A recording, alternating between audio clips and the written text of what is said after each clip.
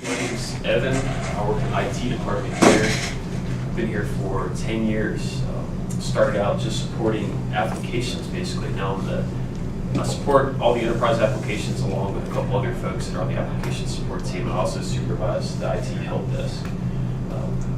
So today we're going to talk about some software that's available to students. Microsoft Office. It's called Office 365. You might hear it referred to as Student Advantage or Office Pro Plus 365. It's all pretty much the same thing. Basically, it gives students access to Microsoft Office 2013 for PCs. If you use a Mac, it'll be Office 2011 because that's the most recent version of Office for Mac devices, for Apple devices. And you can download these for free on up to 5 devices, and you can use them as long as you're a currently enrolled student. So once you're no longer enrolled, even if it's a break between semesters, you won't have access to the software. So it's a little clumsy that way, is that you have to be currently enrolled in order to use it. But if you're enrolled spring, summer, fall, there should be minimal gaps in the software as you're using it. So anyway, let's go to the next slide. Okay, the IT help desk is located just a few doors up from this classroom. It's in room 2302. We don't really support students' personal devices per se. I mean, we help download software. We'll help them get things installed if it relates to something they need in the classroom. But if it's a broken monitor or broken hard drive, we don't deal with that on student PCs. There's not enough of us. We primarily support all the college functions. We have over 1,000 college-owned computers, a bunch of servers to support, lots of applications and software to support. So that's our primary function. We reset a lot of passwords. If you can't get into my CBCC for whatever reason, we can reset your password. You can call us, come see us, email us. We also have a small web page we've been working on. We're going to add a lot more content to it over this summer. And then that link is also, all this is in that handout that I gave you. So I'll go and click on this. You can see what it looks like. There's a help desk website here. This is the student help section, and we'll cover a few of these topics today. They're basically just going to link you to PDF documents. How do I set up my email on my smartphone? Microsoft Office 365, wireless internet, and I'll talk about those.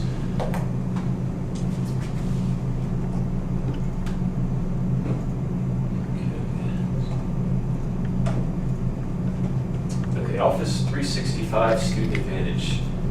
Currently enrolled students have access. It's Office 2013. In order to download the software, you have to access this website here, and then you'll log in with your student email address. So it's typically your initials and some random numbers, and then add email.vccs.edu, and then your myCBCC password. If for some reason that doesn't work, which we've had students come to the help desk saying that didn't work for them, we reset the password back to their birth date, and then you go in and change the password. Within probably 15 minutes, it'll synchronize with Office 365, and you should be able to log in. So if your login doesn't work, or if you don't know what your login is, let us know. We can reset the password for you. Once you log in, I'll click on the link and we'll see exactly what it looks like. But you'll be brought to a screen to install the software. You can't install these individually. It's just one software package. So when you install it, you'll get access to all of these applications.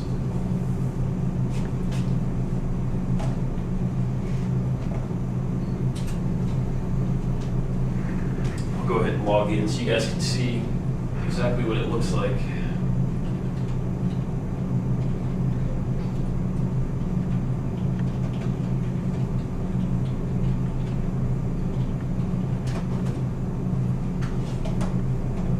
So once you log in, you'll be brought to a page that looks exactly like this. All you'll have to do is click install, and then it's going to prompt a window. I don't want to mess up this computer, but basically it'll just bring up a window that says, do you want to run this file? Just click run. It'll start installing the software. So depending on your internet connection, it can take a while.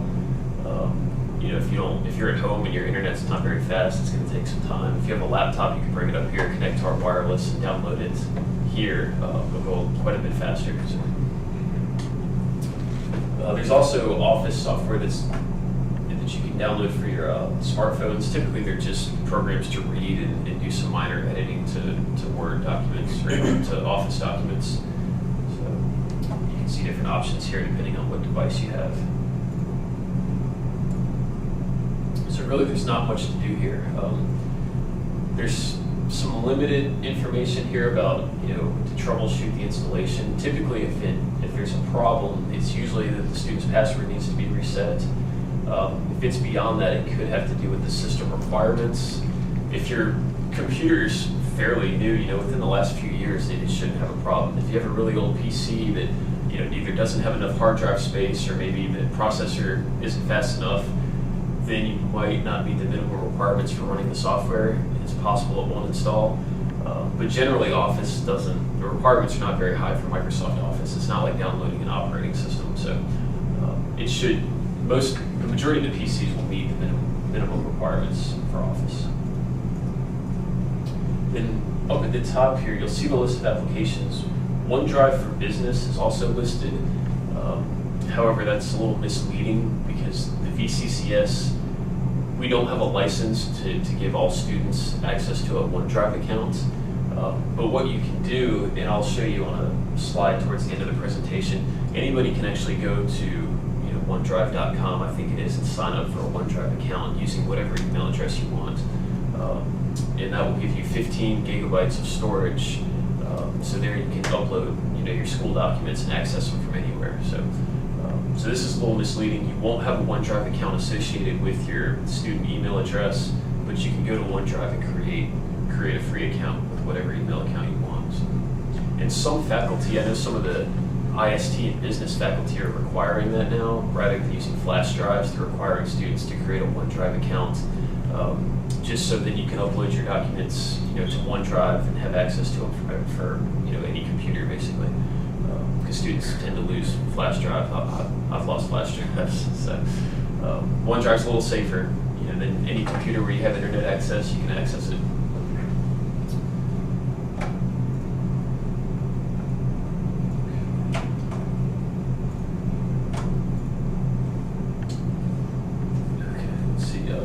First, are there any questions about the Office 365 first?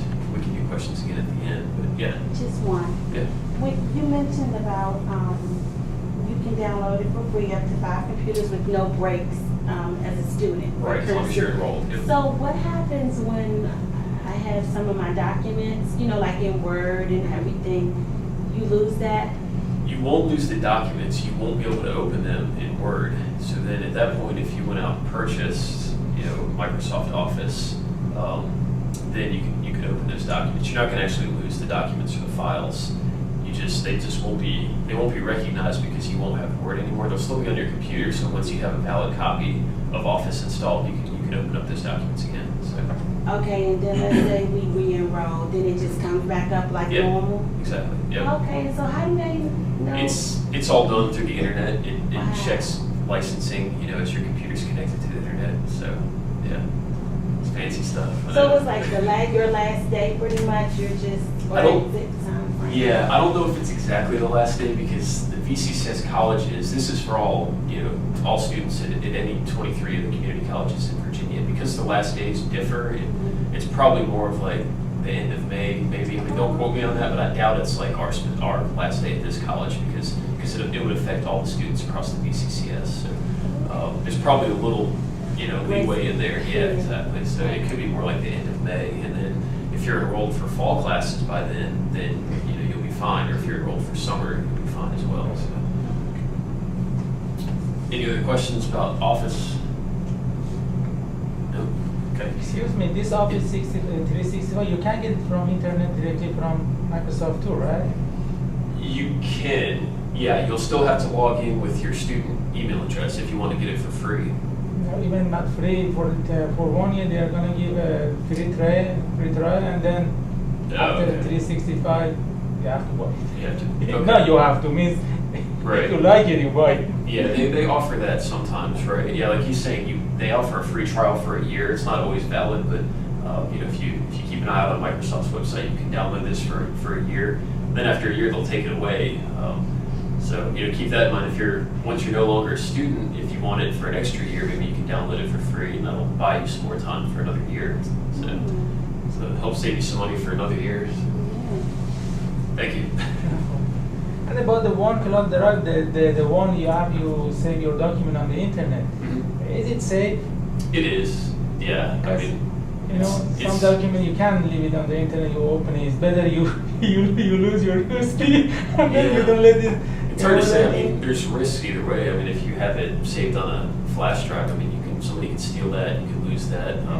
Plus, the flash drives they're not very reliable.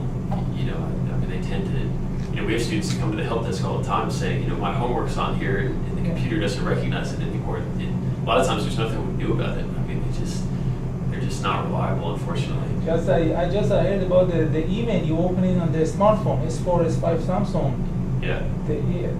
Of course, before I heard about a year ago, but today on the TV, Yeah. the discussion means it's not safe if you open your account on your smartphone, and that means on all antenna, everybody can see what's inside your email, what you have, all you receive, there's Yeah. no control on that. It's The same thing like. it's secure, but you want to have a good password to protect that. If you have a OneDrive account, make sure your password, is a password that nobody else can guess. If somebody guesses your password, then they have access to all your documents. But if they want to get the access, somebody, they can, right? Well, the sure expert, they could. Just like that. Microsoft is, they're a pretty secure company. Yeah. I'm not saying they can't get hacked, but it's, it'd be rare if it happened. But you're more at risk of somebody figuring out your password and getting access to those documents, or taking your cell phone and figuring out your PIN code or something like that. So. But you having USB only if you don't consider the losing. Right. Losing a USB is the more safest option, right? Probably, yeah. If you Or keep, your own laptop, or it means your own laptop. If you Right. download the. unless somebody steals your laptop. Yeah, as long only as you USB. always have it with you. Yeah. Okay. Yeah. There's going to be a risk with everything you do, unfortunately. Microsoft's safe. The USB drives are okay as long as you don't lose them. Because when you connect to different Wi-Fi and then you use different tower Yeah. to connect to internet, Yep. you know what I mean? That's a big risk. Yeah, a You lot of know what I Wi-Fi mean? is unencrypted where hackers can gain access to information. So Easy, they can. Yeah, They so I can wouldn't forward do- your information. I wouldn't do a lot of banking, over Wi-Fi, but, in general, you just have to be careful, really. You're not going to be protected from everything, unfortunately. So. But the risk is Wi-Fi is the highest risk, and then the home the mobile internet, and then the home Right. internet, right? Yeah. The level 1, 2, 3. Exactly. Yeah. Yep. Thank you. Good. Okay, let's see. Students, in addition to Office 365, you can get free antivirus as well. Symantec is the company that makes the antivirus product.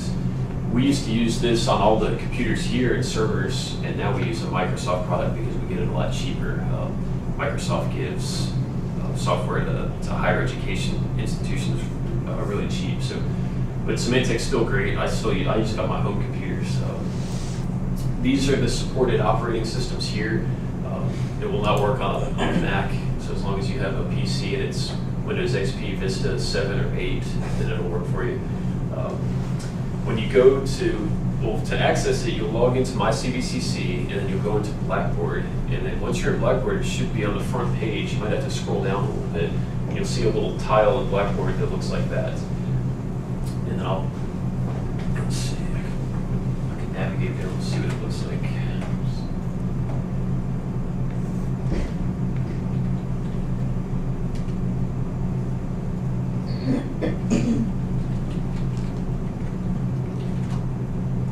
Okay, so once you're logged in, click Blackboard, and then down here, you'll see free antivirus software. Agree to the license agreement, and then at the top you'll see the options. There's a 32-bit option and a 64-bit. You'll need to find out what operating system your computer uses. Most anything new within the last couple years is going to be 64-bit. In order to determine that, let's see, this is a Windows 7 computer. It's going to be similar in Windows 8, I won't be able to show you. With Windows 7, if you go down here to the Start menu, just right-click on Computer, you go to Properties, you'll see it in here. It's a 64-bit operating system. In Windows 8, it's going to be pretty much the same thing. You'll just might have to do a search for My Computer, and then right-click on it, and then you'll find the system properties. Pretty much everything that's Windows 8 is 64-bit. So, if you have an older machine that's running Windows XP or Windows 7, you might have a 32-bit operating system. Once you determine that, then that'll determine what software you download here. The best thing to do is when you click on the link for the software that you need, it's probably going to ask you to run the software or save the software to your computer. I would recommend saving it. I'd recommend saving it to your computer first, and then once it's done downloading, then run the executable file from the computer to save it to your documents or your desktop or C drive, wherever you want, and then run it from there.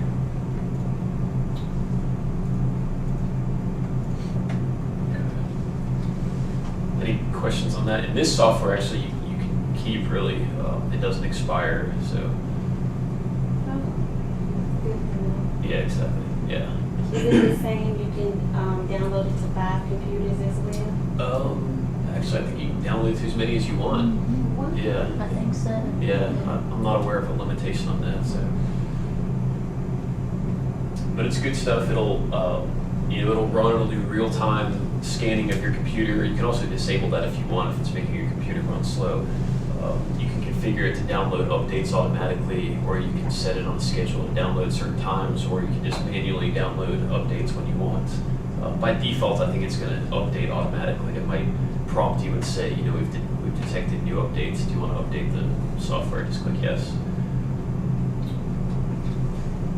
Any questions about the antivirus software? No? Okay, this we'll just briefly touch on. When you log into the computers on campus, like in a computer lab, or even in the library, or down here in the business lab, you can log in with your own username and password. So basically it's going to be your MyCVCC username and password, but you'll have to put directory in front of it. So directory / and then your username. And then the same password that you use for MyCVCC. So that will log you into any computer on campus. And we recommend that students use their own logins. Most of the computer labs still have a guest login that can be used, but we're trying to encourage students and also the faculty to encourage their students to log in with their own student logins. Why? What's up? Why? Well, we have roaming profiles set up. So if you save things, it'll save to a profile, so that when you log into another computer, you'll have access to that information. But you don't want to use that to save all your work, because at the end of the semester, we re-image the computers and it deletes everything that's on. That's the problem. Yeah, exactly. So, you can use it to save some things or things that you're only going to need for that semester. But if it's something you want to keep long term, save it on a flash drive or OneDrive.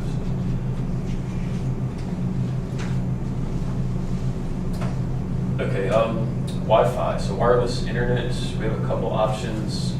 We have a network called CVCC Open, and that's open to anyone. Anybody can just walk off the street and connect to that. Then we have another network that's a lowercase CVCC. The lowercase CVCC network requires a username and password, and that's going to be the same as what you would log into the computer with, directory / your student ID, or your username, sorry. The CVCC network is going to be quite a bit faster than the open network, because in the open network there's a lot more users, so there's a lot more people sharing the bandwidth, but we also don't allocate as much bandwidth to the open network because it's not generally used for instruction. It's not what the faculty are using, so it's kind of the extra stuff where students are connected with their phones and downloading whatever they want. But as an enrolled student or as a faculty or staff member, you can log into the CVCC wireless network, and it will be quite a bit faster. A lot of people don't know about that, so they click on it and it asks for a username and password, but they don't know what to put in there. But, it's just put directory / and then your username and password for my CVCC. Excuse me.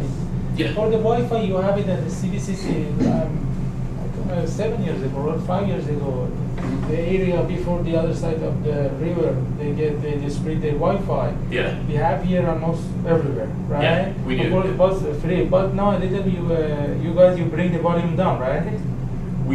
Well, it depends on how much traffic is on there. And we've actually increased it recently because we increased the internet connection to the whole campus, so we're able to increase the speed for wireless. But not as the well. other top of the other side of the hill. You Well, it could be can't, a distance thing. But before was even Like in the parking lot? the other side of parking lot.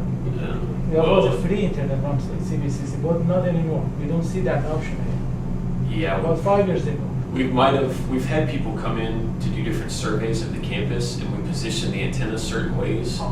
So it's possible those have been adjusted to cover other parts of the actual campus rather than pointing out to the woods. Probably before was the other side. Right. Now it's under the 501. Yeah. Okay. Yeah, I think before we set a lot of it up ourselves, and maybe it wasn't the most efficient way. Yes. And then we hired a consulting company to come in and sort of survey the campus and tell us That's where to it. put the wireless access points. So that's probably the difference, that we've just adjusted some to not cover, outside of the campus. So, Because they are going to have it for free and then it doesn't Yeah. make sense, right? yeah, I mean, we're looking at putting new security cameras in the parking lots that are probably going to use the wireless. So I know the parking lots will at least be covered. I think most of the parking lots are now, but You climb the steps here before the first camera on the Uh-huh. lot 2, yeah, you have it, and then then it it's disappears. gone. Okay. What's good if for the the CVCC student, we have a little bit more, Yeah. add more range, to the other side. At least they could log in with their. We probably will. That'll be expanded probably this summer as we work on the new security cameras. So it'll Means be- only the students, they can log in with their username and password, and they are gonna have a free Wi-Fi, right? yeah. Like before. Well, Before was free, yeah. but now only Or for you the can students. You can use Open too, which doesn't require Yeah, a you student don't password. catch it the other side. We don't have it anymore. Before was that. Oh, okay. No, not anymore. Well, you should. Once we have the parking lots covered better, then both of these networks should be available in the parking lots. Because they're both going to share the same access points. So if you can, once we have better coverage in the parking lot, you should be able to get both. So, I'm sorry, and you said directory and student credentials? yeah, so directory and then the /. Right, I've and, been trying that. and then do your my CVCC username. So it should be your initials and some numbers. Right, and then my password. Yeah. Yeah, it wouldn't let me log. What does it say?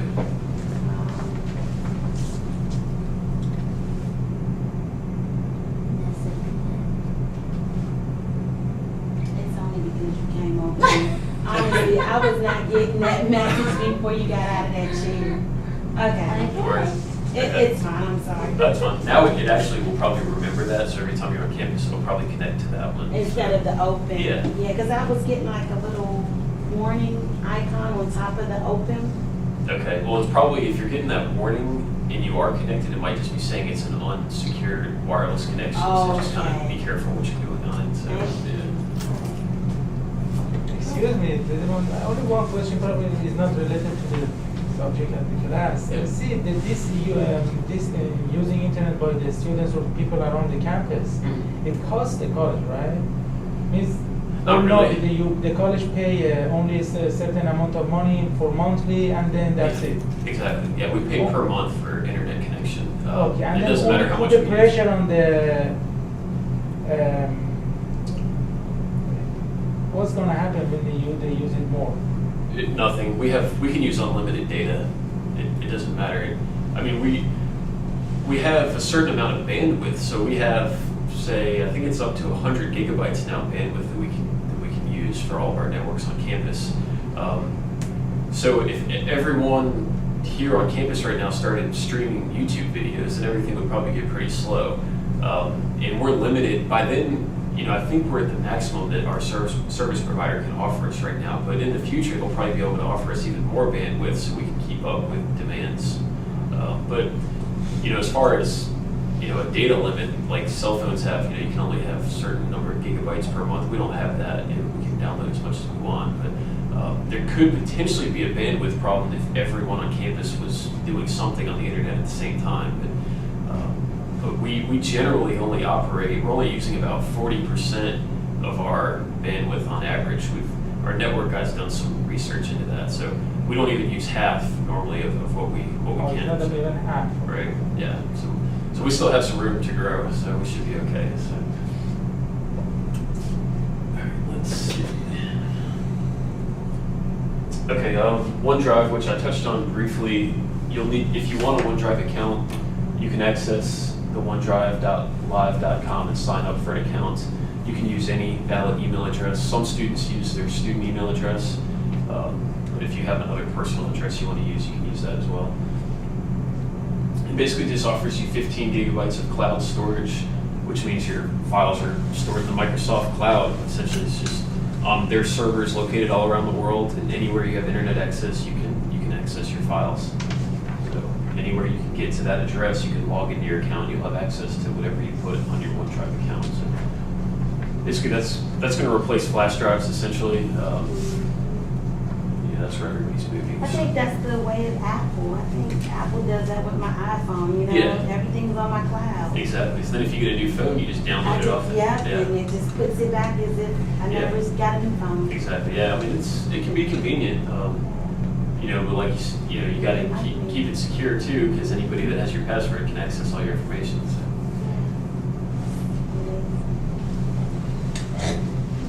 All right. Any questions?